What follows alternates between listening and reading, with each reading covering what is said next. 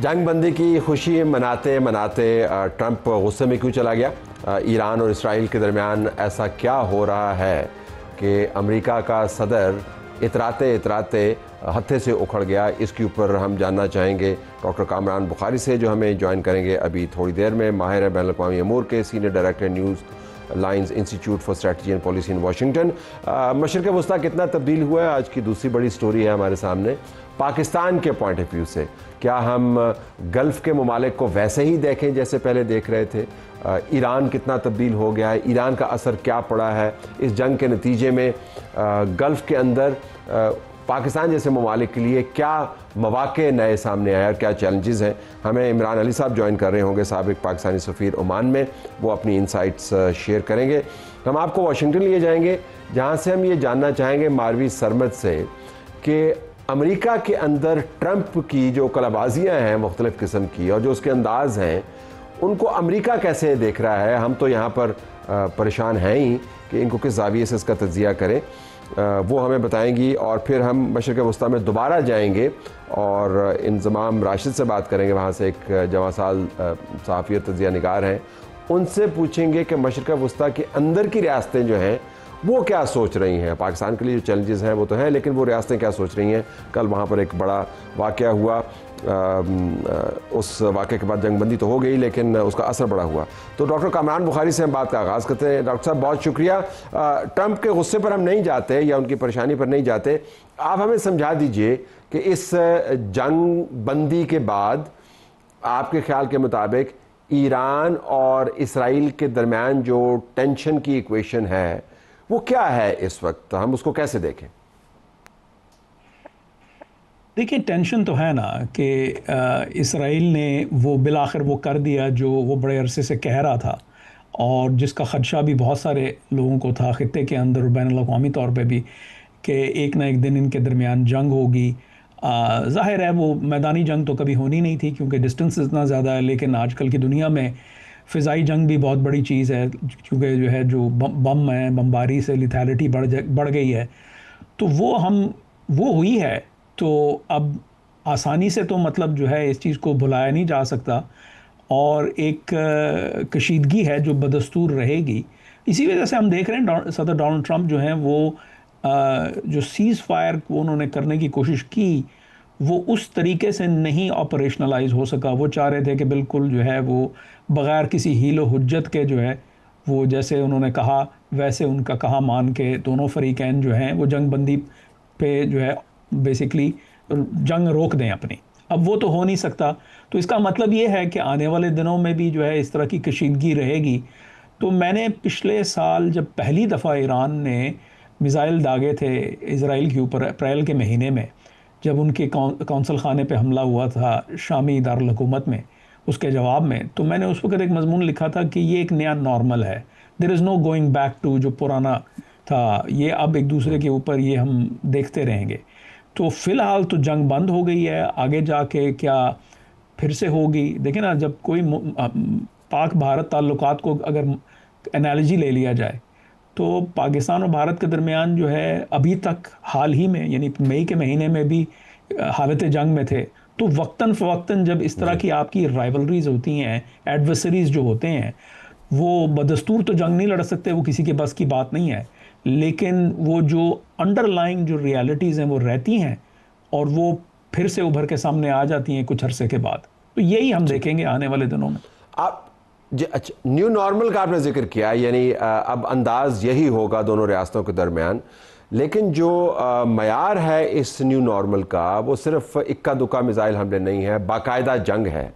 ज़ाहिर है डिस्टेंस की वजह से इसके अंदर आपको ज़मीनी फोर्सेस इन्वॉल्व होती हुई नहीं नज़र आती, लेकिन जो जंग थी बहुत शदीद जंग थी, बहुत नेक्स्ट लेवल के ऊपर गई थी। तो हम क्या ये समझे, आप कहते हैं कि यही न्यू नॉर्मल है, तो अगली मरतबा भी जब टेंशन्स फूटेंगी किसी वाक़े की सूरत में तो इस मयार के ऊपर फूटेंगी? अब इससे नीचे तो ना इसराइल मुतमईन होगा और ना ईरान। अब इसराइल को पता है कि हमने एक नया नॉर्मल इस्टेब्लिश कर दिया, ईरान को भी पता है कि इसराइल के पास ये न्यू नॉर्मल है, हमें तैयारी करनी है। तो न्यू नॉर्मल तो बहुत हाई टेंशन्स वाला है, लड़ाई वाला है। नहीं, तलत बहुत अच्छा सवाल किया आपने। न्यू नॉर्मल की मैं ज़रा वजाहत करता चलूँ, और कि मेरा मकसद कहने का ये था कि अब वो जिसे कहते हैं ना कि वो अनथिंकेबल हो चुका है, तो अब वो अनथिंकेबल जो है अनथिंकेबल नहीं रहा, ये अब मामूल बन गया। लेकिन ये मामूल कितनी फ्रीक्वेंसी से होगा, इसका दारो मदार जो है वो और ठीक। हालात पे है, यानी दोनों मुल्कों की इम्पेरेटिव्स और कंस्ट्रेंट्स पे है। इस वक्त ईरान की रियासत जो है वो बहुत कमज़ोर है। वो एक हिस्टोरिक ट्रांजिशन के दरमियान थी जब ये सारा कुछ हुआ है, यानी जब से हमला इन्होंने करवाया था हमास के थ्रू, उसके बाद जो है से जितना जो है वो अपना जो जंग खत्ते के अंदर फैली है, यानी अक्टूबर 7 2023 से लेके अब तक, तो वो उस सिचुएशन में ईरान खासा कमज़ोर हो चुका है। ईरान की वीकनेसेस आया हैं। ये ऐसा नहीं है कि आप अपनी वीकनेसेस शो करें फिर आपके अंदरूनी सियासत, अंदरूनी जो इस्तेहकाम है, स्टेबिलिटी है, उस पर कोई आंच नहीं आएगी। तो आई थिंक ये चीज़ रोकेगी ईरान को कि वो मज़ीद कोई नए यानी आने वाले एक अनकरीब मुस्तकबिल में जो है कोई नया किस्म का वो उनकी तरफ से कोई शुरुआत हो। और आई थिंक इसराइल भी गुरेज करेगा, क्योंकि इसराइल का कैलकुलस थोड़ा डिफरेंट है। वो ये है कि इसराइल अपनी जितनी स्ट्रेटजी है, पॉलिसी है, वो ऐसा नहीं हो सकता कि वो अमेरिका की स्ट्रेटजी के मुतरादिफ हो। यानी उसमें रह के, ठीक। उस अम्ब्रेला के अंदर रह के इसराइल अपना काम करता है। तो ये कंस्ट्रेंट्स हैं। तो मैं ये नहीं कह रहा कि अब बस जो है ना हर 2 महीने के बाद जो है मिसाइल दागे जाएंगे, लेकिन मैं ये कहना चाह रहा हूँ कि हम एक नए दौर में दाखिल हो गए हैं जिसके अंदर ये कभी पहले नहीं हुआ। यानी चार दिहाइयों से ये दोनों मुल्क जो हैं एक दूसरे के दुश्मन हैं, लेकिन कभी ऐसे नहीं हुआ। और लेकिन पिछले साल से अब ये बढ़ रहा है, तो मैं उस तरफ इशारा कर रहा था। अगर आप हमें क्विकली ये बता पाइए, आपने कहा कि ईरान कमज़ोर हुआ अंदरूनी तौर पर, लेकिन हमने ये भी देखा कि जब जंगें होती हैं तो बहुत सारी जो रंजिशें हैं वो कम पड़ जाती हैं और एक वहदत आपको नज़र आती है। और फिर उनका मानना ये है कि उन्होंने बहुत सारा अपना जौहरी माल बचा भी लिया, और रूस के साथ ताल्लुकात भी वो गहरे करने के चक्रों में हैं, कुछ जंग से सीखा भी होगा। और ये इनकलाब को डिसमेंटल करने वाला जो एजेंडा डिक्लेयर था वो भी नहीं हो पाया। तो मैं आपसे जानना चाह रहा हूँ कि उनके पास शायद जंग के बाद कमज़ोरी तो है, लेकिन मौके भी तो काफ़ी हैं कि नहीं? देखिए, कभी ज़ीरो सम गेम तो नहीं होती ना। जहाँ नुकसानात होते हैं वहाँ पे फ़ायदे भी होते हैं, आप गेन्स भी करते हैं। ज़ाहिर है अस्करी तौर पे उन्होंने बहुत कुछ सीखा है। अभी तक तो ये थियोरेटिकल था ना कि भाई हमने ये मिसाइल बनाए हैं, ये ड्रोन बनाए हैं, अगर हम पे हमला होगा हम ऐसे करेंगे। तो उनको वो प्रैक्टिस करने का मौका मिला है, और वो जो थियोरेटिकल प्लान्स थे, बैटल प्लान्स थे, उनको अमली जामा पहनाने का मौका मिला है। तो वो सारी बातें अपनी जगह पे हैं। लेकिन मैं नहीं समझता कि जो है मतलब उसके अलावा को उनको ख़ास जो है ना कामयाबी हुई है। रूस ज़बानी जमा खर्च कर रहा है, कुछ उनके लिए कर नहीं रहा। मतलब उनकी कोई मदद इस तरह नहीं हो पा रही। हाँ, सफारती तौर पे शायद कोई जो है ना वो कोई बातें कर दें, बयानात दे दें, लेकिन एज सच रूस उनकी मदद के लिए दौड़ा नहीं है, क्योंकि रूस अपने ही मुसीबतों में जो है ना घिरा हुआ है। इसी तरीके से चीन है, जी। चीन अमेरिका के साथ अपने ताल्लुकात बेहतर करने की कोशिश कर रहा है, अपने ट्रेड कदगन और जो उनको इन्वेस्टमेंट्स का कदगन लगा हुआ है और टेक्नोलॉजी ट्रांसफ़र का, वो उनकी प्रायोरिटी है, ना कि ईरान को संभाल जो है ना को मदद करना। ठीक।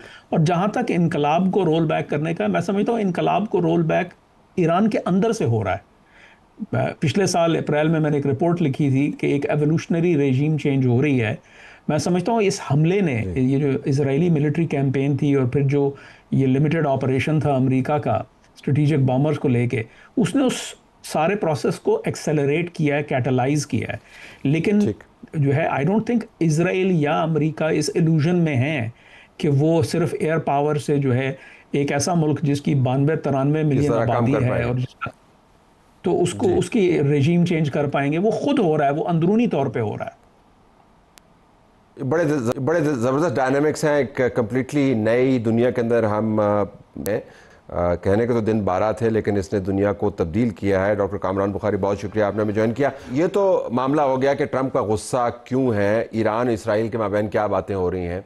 मशरिक़ वस्ता पाकिस्तान के लिए अहम तरीन ख़ित्तों में से एक है।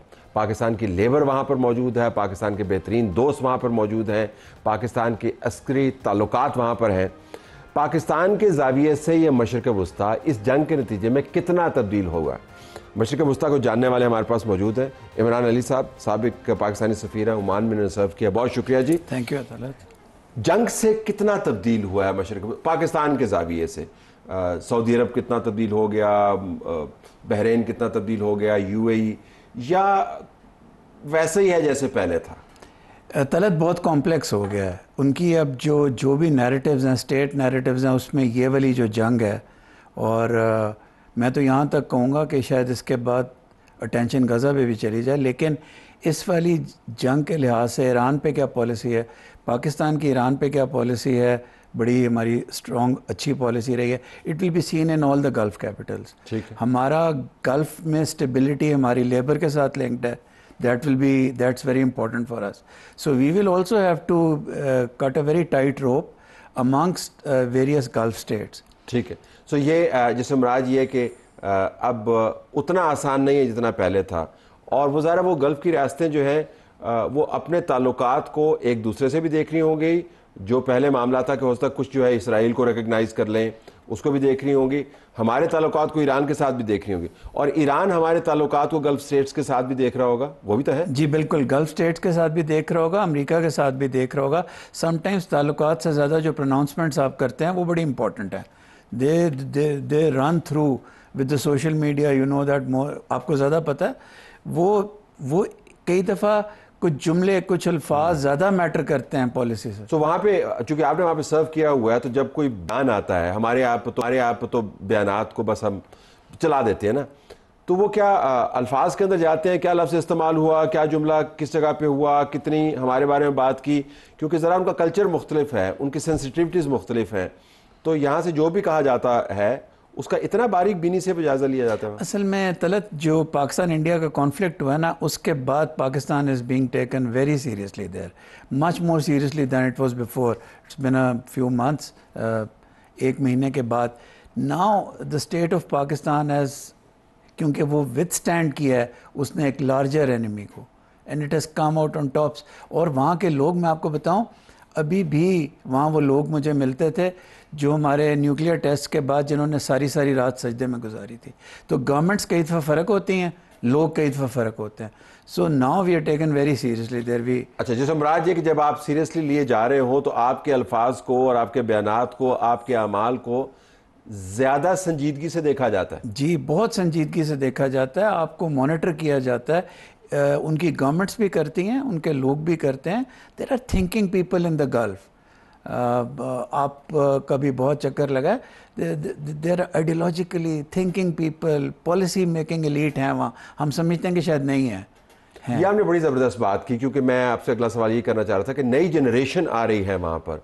अगर आप गल्फ़ की रियासतों को देखें तो अमूमी तौर पर आपको हर जगह पे नेक्स्ट जनरेशन के लीडरान बैठे हुए नज़र आते हैं, निस्बतन यंग हैं या बहुत यंग हैं, ये डी की पैदावार है, और वो ज़्यादा सेंसिटिव होंगे अपने पब्लिक की सेंटिमेंट के हवाले से। तो पब्लिक सेंटिमेंट पे हमें बताइएगा कि ईरान की स्टैंडिंग, अमेरिका की स्टैंडिंग, इसराइल के बारे में व्यू, ये भी इससे चेंज हुआ होगा रेडिकली, या पहले जैसा गुमगू की कैफियत? नहीं, I think we must give it to Iran ji. Iran ज़्यादा पॉपुलर हुआ होगा in generation Z, as you said, क्योंकि they have resisted, they have also, just like us, maybe they have, वो तो पूरे गल्फ, पूरी दुनिया से लड़े हैं in a way। हाँ, अमेरिका, इसराइल, यूरोप, सारा का सारा उनके खिलाफ। उनकी चीज़ें, उनके जो डिफेंस म्यूनिशंस थे वो न्यूट्रलाइज पूरी दुनिया कर रही थी। सो ईरान की एक नए रिस्पेक्ट के साथ देखा जाएगा। ये बड़ी दिलचस्प बात है, क्योंकि उमूमन हम पाकिस्तान ईरान के ताल्लुकात को सिर्फ ईरान के कॉन्टेक्स्ट में ही देखते हैं, लेकिन आप ये फरमा रहे हैं कि जंग के नतीजे में बहुत सारी जगहों पर ईरान से रिलेटेड जो इम्पैक्ट है वो गल्फ़ रियासतों के अंदर भी जा रहा होगा। ज़रा इसके ऊपर वापस आइएगा। गल्फ़ रियासतें भी ईरान के मॉडल को देख रही होंगी कि अगर आप कुछ नुकसान उठाकर अगर आप अपने पाँव पर खड़े हो जाएं तो प्रॉब्ली ज़्यादा आपकी मांग होगी पब्लिक में। इतना कोई इनकलाबी मुझे वहाँ पे निज़ाम नज़र तो नहीं आता, लेकिन आई एम जस्ट थिंकिंग कि क्या ये उनके डिसीजन मेकर्स में भी रिफ्लेक्ट कर रहा होगा? डिसीजन मेकर्स में, और जो वुड भी डिसीजन मेकर्स हैं, कंट्रोवर्शियल से मैं बात कर लूँगा, वो सोचते होंगे कि मे बी अगर हमारे पास भी सूनर और later we should also think about nuclear weapons. They will think. ये किसी को एस्केप नहीं करता कि हम हमेशा सेफ रहेंगे, they will bomb the smithereens out of us और हम सेफ रहेंगे। जो उनकी यंगर जनरेशन है वो राइट लेफ्ट बाहर से पढ़ के आ रही है, they get scholarships to Europe, to the US and all, और वो वापस आ रहे हैं। वो वापस ये बताना बड़ा ज़रूरी है क्योंकि बहुत सारी जनरेशन जो है वापस आ रही है, सिर्फ वहीं पे नहीं टिकी हुई। ये हमेशा वापस आती है। They gate incentives back home, बड़े कैलिब्रेटेड तरीके से बाहर भेजते हैं, बुलाते हैं, पॉलिसी मेकिंग एलीट में शामिल करते हैं। तो वो लोग they would have a mind of their own, they would think कि यार ये अच्छा है कि हम सोचना नहीं चाहिए, वी शुड डू समथिंग। और हर स्टेट अपने आप को रिस्पॉन्सिबल दिखाना चाहती है कि यार हम संभाल लेंगे। सो दैट सेल्फ रिस्पेक्ट वो भी अब सामने आएगा। मयार वहाँ पर तब्दील हो गए सेल्फ रिस्पेक्ट के, और क्या किया जा सकता है, इम्कानात जो है। ये आपने न्यूक्लियर की ज़बरदस्त बात की। अब एक खदशा ये भी है कि ये मार्केट बढ़ जाएगी वेपन्स की। एक तरफ खदशा है, दूसरी तरफ इम्कान है। पाकिस्तान ने अपने वेपन सिस्टम जो है बड़े अच्छे तरीके से इस्टेब्लिश करवाए हैं, अपना निज़ाम जो है एयर डिफेंस सिस्टम इंटीग्रेटेड। तो अब ये जानते हुए कि किस तरह ईरान की अगर एयरफोर्स काम कर रही होती तो उनको इतना नुकसान नहीं होता, एयर डिफेंस सिस्टम उनके पास नहीं था, तो सिर्फ अमेरिका ही तो नहीं वहाँ पर वेपन बेचेगा, हम भी तो इंगेज कर सकते हैं उनको, कि नहीं? जी बिल्कुल, हम इंगेज कर सकते हैं। एयरफोर्स का रोल और मिसाइल सिस्टम्स का रोल बहुत बढ़ गया है। Boots on the ground important, but एकदम बैकग्राउंड में चले गए हैं। जो भी कॉन्फ्लिक्ट्स हो रहे हैं उनमें तो लग रहा है कि aerial weapons are going to be at the fore. So yes, all the potential sellers of these weapons they are in the game, और प्रूवन कैपेबिलिटी वाले, ऐसे नहीं कि आपने कोर टेस्ट किए हो और रफाल आप उधर मार्केट करते रहे लेकिन चले तो फिर उड़े ही ना। जी जी बिल्कुल, प्रूवन सो मंडी है वहाँ पे, मंडी बहुत है जी। ओके, सेल्फ रिस्पेक्ट की मंडी भी है, पब्लिक ओपिनियन भी तब्दील हो रही है, और रियासतों के जो इन्फ्लुएंसेस हैं सिर्फ रियासतों तक महदूद नहीं रहे, अब जनरेशंस के अंदर ये चले गए। बिल्कुल। Okay, we have to take Middle East. नया मिडल ईस्ट आपके सामने आ रहा है, प्रोग्राम हमारा जारी है। वाशिंगटन आपको लिए चलते हैं नाजरीन, जहां से मारवी सरमद ने हमें ज्वाइन किया है। एडिटर हैं South Asian Affairs New Wave Global, तज्जियाकार हैं। उनसे हम जानना चाहेंगे कि अमेरिका के अंदर डोनाल्ड ट्रंप को अब कैसे देखा जा रहा है। मारवी साहबा बहुत शुक्रिया। डोनाल्ड ट्रंप को किसी पीआर के बंदे की ज़रूरत नहीं है, वो अपनी पीआर खुद करता रहता है, अपनी तारीफ करता रहता है। ये बताइएगा कि अमेरिका इस वक्त डोनाल्ड ट्रंप को कैसे देख रहा है? उसको मसीहा के तौर पर देख रहा है, उसको एक बड़ा लीडर समझ रहा है जिसने बड़ा काम किया, या जिस तरह पाकिस्तान के अंदर और दुनिया भर के अंदर उसका ठट्ठा लग रहा है वैसे ठट्ठा लग रहा है? What's your take? बहुत बहुत शुक्रिया तलत साहब। असल में बहुत ही मिक्स्ड बैग है यहाँ पर।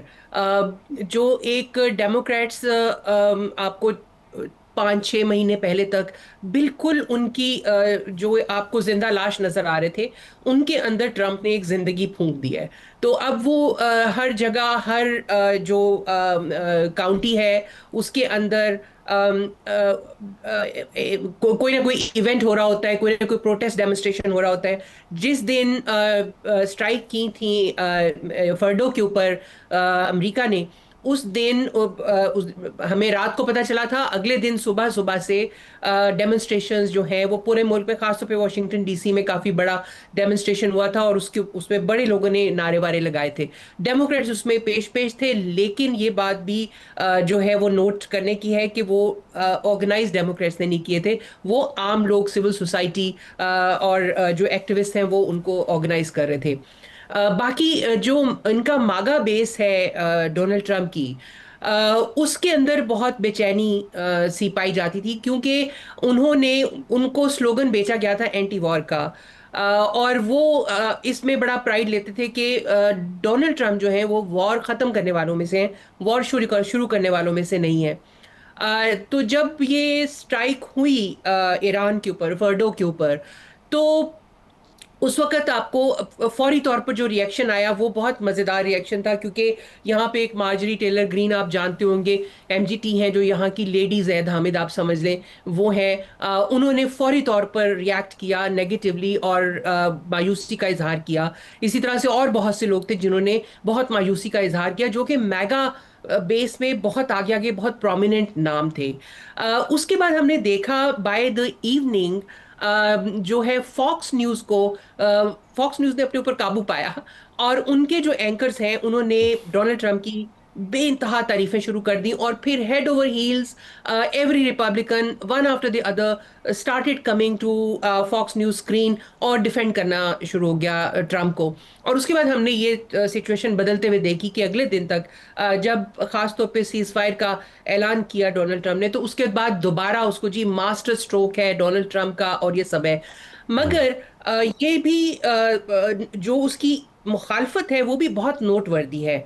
वो इससे पहले इलेक्शन ठीक। कैंपेन में उतना से मुखालफत नजर नहीं आई थी, और उसके बाद जब टैरिफ का सिलसिला शुरू किया तो वो मुखालफत बड़ी होनी शुरू हुई। इमिग्रेशन के ऊपर जो इमिग्रेंट्स पे किया तो और ज़्यादा हो गई। अब इस एक्शन के बाद वो उस मुखालफत में उसने भी बहुत ज़्यादा जोर पकड़ लिया है। तो दोनों कैंप्स हैं, दोनों अच्छा जो मालवीय, है, अगर मैं आपसे पूछ पाऊँ, ये बड़ा दिलचस्प इंसाइट आपने हमसे शेयर किया। ये जो इसराइल के ख़िलाफ़ भी उसने कुछ बात की गुस्से के अंदर और कहा कि मैं उससे भी नाखुश हूँ, ये क्या ऑप्टिक्स है ये बताने के लिए कि मैं कितना मुतवाज़न शख्स हूँ और मैं कितना न्यूट्रल हूँ, तेहरान और तेल अवीव के दरमियान मेरी पॉलिसी कितनी न्यूट्रल है, ये जानते हुए कि इस जंग का सबसे बड़ा हमला ईरान के ऊपर डोनाल्ड ट्रंप ने किया, लेकिन अब वो ऐसे पोस्ट कर रहा है कि जिस तरह ये तो लड़ाई इसराइल और ईरान की थी और मैं दोनों से नाखुश हूँ। जी बिल्कुल ये बात भी हो सकती है, मगर एक यहाँ पर एक और सेगमेंट है जो एनालिस्ट का और जर्नलिस्ट का, जिसका ये ख्याल है कि ये सबका सब कोरियोग्राफ था। और चूंकि यहाँ पे कोई भी प्रेसिडेंट हो, चाहे वो डेमोक्रेट्स में से हो या रिपब्लिकन्स में से हो, वो इसराइल के खिलाफ पोजीशन नहीं ले सकता। बहुत बड़ी बड़ी मजबूरियां हैं, इसराइली लॉबी बहुत मजबूत है, बहुत रिच है, और अगर वो आपके पीछे पड़ जाए तो आप कुछ नहीं कर सकते। आप you can not even get a next job. ये जर्नलिस्टों का भी मसला है। आपको CNN और ये सब मीडिया हाउसेस बहुत प्रो इसराइल नजर आती होंगी, या ऐसे वो आर्टिकुलेट ऐसे करते हैं गजा की खबरों को कि वो हमें लगता है बहुत अनफेयर है, मगर ये बहुत जेन्युइन प्रॉब्लम है। यहाँ पे हमारी बहुत सारी, जो मैं यूकॉन में पढ़ाती थी यूनिवर्सिटी ऑफ कनेटिकट में पिछले साल तक, और हमारी बहुत सारे लोगों की जॉब्स गई थी इस वजह से कि हम लोगों ने ट्वीट्स की थी गजा के लिए। तो यहाँ पे ये बहुत मसला है, और अब जब पॉलिटिकल ऑफिस हो तो आप बिल्कुल ये खतरा नहीं मोल ले सकते। तो यहाँ पे कुछ लोगों का ये ख्याल है कि ये सब कोरियोग्राफ किया था ट्रंप ने, और शायद ये जो नीम दिली से ये स्ट्राइक्स की थी टू प्लेकेट इजराइल, और अब वो उसकी उम्मीद थी कि इजराइल अब इतना कुछ करने के बाद अब उसकी बात मानेगा और थोड़ा सा काम डाउन हो जाएगा। लेकिन चूंकि वो काम डाउन नहीं हो रहा, अभी तक स्ट्राइक्स कर रहा है, तो डोनाल्ड ट्रंप का गुस्सा जो है वो जेन्युइन था। एक ये तबका है। दूसरा एक सेगमेंट है जो वो बिल्कुल आपकी वाली बात करता है, और वो इन लोगों का ख्याल है कि डोनाल्ड ट्रंप ने अपनी बेस के खिलाफ जाके, उसकी बेस जो थी यहाँ पे मेगा बेस, वो नहीं चाहती थी कि डोनाल्ड ट्रंप ये हमला करे, सिर्फ इसराइल चाहता था। और एक और छोटी सी र्यूमर सी यहाँ पे गर्दिश कर रही थी DC में कि शायद आपको याद होगा जेफरी एप्स्टेन का वाकया, उसके अंदर डोनाल्ड ट्रंप जो हैं वो गोडे गोडे इन्वॉल्व थे, और उसी वजह से उन्होंने उसकी फाइलें जो हैं वो भी कन्फिस्केट कर ली हैं। और ये भी लोगों को पता है यहाँ पर कि वो एक बहुत बड़ा ब्लैकमेलिंग ऑपरेशन था। तो कुछ लोग ये भी कह रहे थे कि शायद नेतन्याहू उसमें इन्वॉल्व था और उसको पूरा ऑर्केस्ट्रेट करने में, और मे बी US के policy makers including Donald Trump उसमें शायद ब्लैकमेल हो रहे हो। सो ये एक ऐसी मज़ेदार सी कॉन्स्पिरेसी थी तो मैं आपसे कर दी, बट अदरवाइज ये मुख्तलिफ ख्यालात यहाँ पे पाए जाते हैं। ये फैसिनेटिंग है फ्रैंकली। ये डोनाल्ड ट्रंप ने तो एक ऐसा सर्कस बनाया हुआ है कि तमाम दुनिया को उसने अपने कब्ज़े में लिया हुआ है, कम से कम आई बॉल्स की हद तक दिमाग जो भी सोच रहा हो। क्विकली अगर मैं आपसे पूछ पाऊँ कि अमेरिका के अंदर की खबरें, आपने प्रोटेस्ट का जिक्र किया, ये बड़ी अहम खबर थी कि कितने बड़े पैमाने पर ये प्रोटेस्ट हो रहे हैं। जो इमिग्रेंट्स का मामला है वो कितना बड़ा डोनाल्ड ट्रंप के लिए दर्द सर है, और कोई और ऐसा काम नहीं है जो उसने इस्टेब्लिश किया हो। अगर ट्रेड डील्स को भी देखें, 99 दिनों में 99 डील्स करनी थी, सिर्फ 2 डील्स वो कर पाया। तो क्विकली अगर आप बताएं, ये भी हो सकता है कि ये सब कुछ उसने डिस्ट्रैक्ट करने के लिए किया हो, अंदर खाने जो मसाइल हैं, और उसने अपने आप को तमाम तवानाइयाँ जो है बाहर की तरफ उसने सर्व करवाई। जी बिल्कुल, डिस्ट्रैक्शन भी एक हो सकता है, और इसमें तो इसराइल को भी डिस्ट्रैक्शन चाहिए थी, क्योंकि आप देखिए उसने जो पिछले कुछ दिनों में गजा के अंदर किया है, वो बिल्कुल लोगों की नज़रों से ओझल हो गया है। जो टॉक्स चल रही थी गजा के ऊपर, वो बिल्कुल जो है उसके ऊपर किसी की नज़र नहीं जा रही है। और एक बहुत इंपॉर्टेंट चीज़ तलत साहब, जो मेरा नहीं ख्याल कि शायद पाकिस्तान में भी हमसे ओवरसाइट हो गई है, इतना हमने उसको अहमियत नहीं दी, वो एक बहुत अहम डिक्लेरेशन, इस्तांबुल डिक्लेरेशन जो आया है। मैं उसको आपके प्रोग्राम शुरू होने से पहले पढ़ रही थी, और ये आप जैसे एनालिसिस करते होते ना, नोट्स लेके मैंने वैसे करने की कोशिश की है। ये एक बहुत ज़बरदस्त, बहुत स्ट्रांगली वर्डेड डिक्लेरेशन है, और इसकी उतनी कवरेज नहीं हुई जितना ये डिजर्व करता है। इसमें उन्होंने कोई 33 पॉइंट्स हैं, जिसके अंदर से 10 में उन्होंने इसराइल को कंडेम किया है, बहुत स्ट्रांगली कंडेम किया है। और एक मजेदार बात यह कि उन्होंने इंडिया को भी कंडेम किया है। और जिस वक्त वो कश्मीर का जिक्र कर रहे हैं, तो पाकिस्तान के वाले कश्मीर को आज़ाद जम्मू कश्मीर कह रहे हैं, और इंडिया के जो है जिसे हम मकबूजा कश्मीर कहते हैं, उसके लिए उन्होंने इस्तेमाल किया है Indian illegally occupied Jammu and Kashmir, और उसमें उन्होंने पाकिस्तान का वाज़े तौर पर इसमें साथ दिया है। तो ये सब चीज़ों से ओझल हो गई खबरों से जब ये सब आया। मैं नहीं कह रही कि डिक्लेरेशन को करने के लिए किया, मगर आपकी बात बिल्कुल दुरुस्त है कि बहुत सारे यहाँ पर ऐसे मामलात थे जिससे वो जो ओर्टेगो गार्सिया था, जो यहाँ का स्पेनिश वो था, उसको इन्होंने उठा के एक ग्वांटानामो टाइप की जेल है वहां पर भेज दिया था, एल सल्वाडोर। और वो गलत हजार चीजें ऐसी हो रही थी जिसकी वजह से उसकी सुबकी हो रही थी। तो है डोनाल्ड ट्रंप कुछ, नजर आता है कुछ, ये तो अब हमें कहना पड़ेगा। बहरहाल बहुत शुक्रिया, आपने हमें बहुत नाज़रीन, प्रोग्राम हमारा जारी है। अब हम आपको मशरिक़ वस्ता की जो नई जनरेशन है वो इस जंग से कितनी मुतासिर हुई है, हमने एम्बेसडर इमरान अली साहब से पूछा था। अब हम आपको वहाँ पर जो रहकर काम करने वाले हैं उनका पॉइंट ऑफ व्यू लेके देंगे। इंज़माम राशिद हमें ज्वाइन कर रहे हैं। दुबई चलते हैं जी। इंज़माम राशिद साहब ने हमें ज्वाइन किया है, जवां साल सहाफ़ी हैं, स्काई न्यूज़ के लिए काम कर चुके हैं, BBC के लिए काम कर चुके हैं। इंज़माम बहुत शुक्रिया। कल रात को रफली इसी वक्त दुबई जहां पर आप मौजूद हैं, इससे तकरीबन 387 किलोमीटर के फासले के ऊपर मिसाइल आ रहे थे ईरान की तरफ से, या आ चुके थे। आज बिल्कुल हालात मुख्तलिफ हैं, तो आप ज़रा मवाजना करके बताएं कि 24 घंटे पहले क्या हो रहा था और अब क्या हो रहा है। अब वहाँ के रिहायशी क्या फील करते हैं? अच्छा, अभी सोचो, उस टाइम पर हमको पता था कि कतर ने वो एयर स्पेस बंद किया था। US और UK एम्बेसीज ने भी बोला था कि ब्रिटिश और US citizens stay sheltered, stay inside your homes, don't go outside. तो हमको थोड़ा मालूम था कि उस टाइम पे कुछ होने लगा, something was going to happen in Qatar.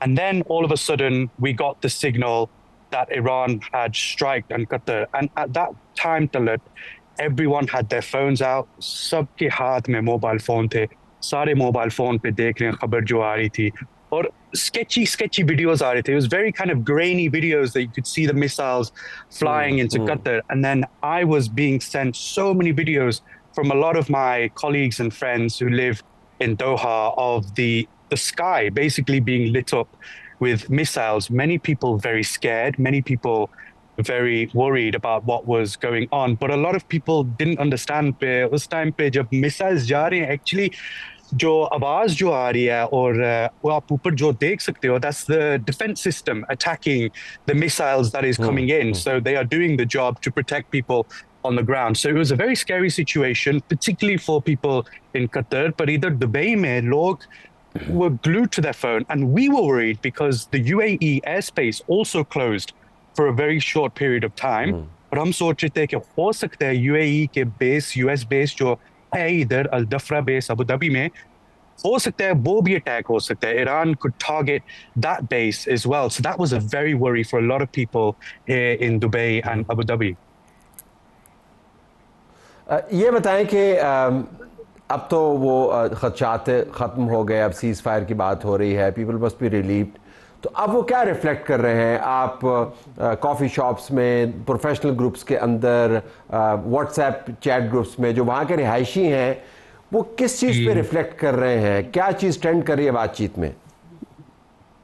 देखो, everything was as normal this morning. सारे जा रहे थे फाइनेंशियल डिस्ट्रिक्ट में, काम के लिए जा रहे थे. Rush hour was normal.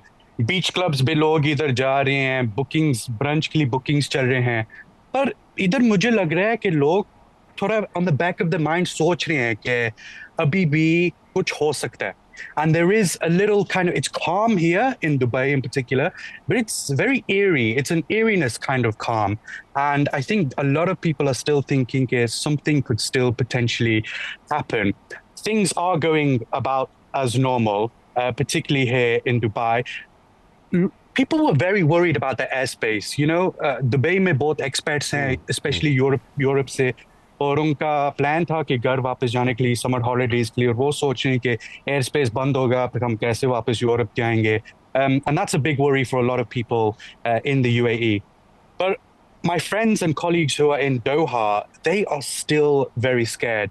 The GCC countries, they still remain on high alert. And for many people, that's a worry, especially after seeing the attack from Iran on the US base last night. So Doha, my friends and colleagues there are very worried. They're still looking up in the sky, सोच रहे हैं कि फिर कोई attack आ जाए, हम देख रहे हैं ऊपर के कुछ हो सकता है. Even though there is this conversation of a ceasefire, any of these players, Iran and Israel, can break that and can carry on their attacks, and the escalation can go even further. We've seen this. 30 seconds for you, Inzamam. कोई strategic change आया है, आपने कोई महसूस किया है या sense किया है सोच में, या ये एबरेशन है? ठीक है, खदशात है कि हो सकता है, लेकिन life can be as it used to be before this attack. कोई इस किस्म की सोच है, कोई बड़ी सोच में तब्दीली, कोई ऐसा थॉट जो किसी ने आपके साथ शेयर किया हो? Nikhil, from my conversations I've had with inside the government, this was it was almost the politest attack or politest aggression that any nation could have, right, on particularly from the base onto the US base from Iran. And so now I think people are just hoping for de-escalation, और सोच रहे हैं कि इसकी आगे और कोई aggression ना हो, कि इंशाल्लाह अभी things थोड़ा normal हो जाएं and we can go about our daily lives. But like I've said, who knows what Iran and Israel can do? Obviously, Donald Trump, he's very, very annoyed. गुस्सा से उसने बात की है आज अमेरिका में, and who knows what the next steps will be. But people just want de-escalation. They want normality. They just want to go about their daily lives across the UAE and Qatar and other Gulf countries. बहुत शुक्रिया इंज़माम, आपने हमसे share किया कि वहाँ पे लोग क्या सोच रहे हैं. डी-एस्केलेशन चाहते हैं, ज़िंदगी नॉर्मल होनी चाहिए, कोई मिसाइल नहीं आने चाहिए, और अपनी अपनी ज़िंदगी को बेहतर बनाने के तरीके हैं. लेकिन शायद मामला इतने सादा ना रहें. इस जंग ने मशरिक़ वस्ता को और इर्द गिर्द के हालात को बहुत तब्दील कर दिया है. इजाज़त चाहते हैं. अल्लाह हाफ़िज़.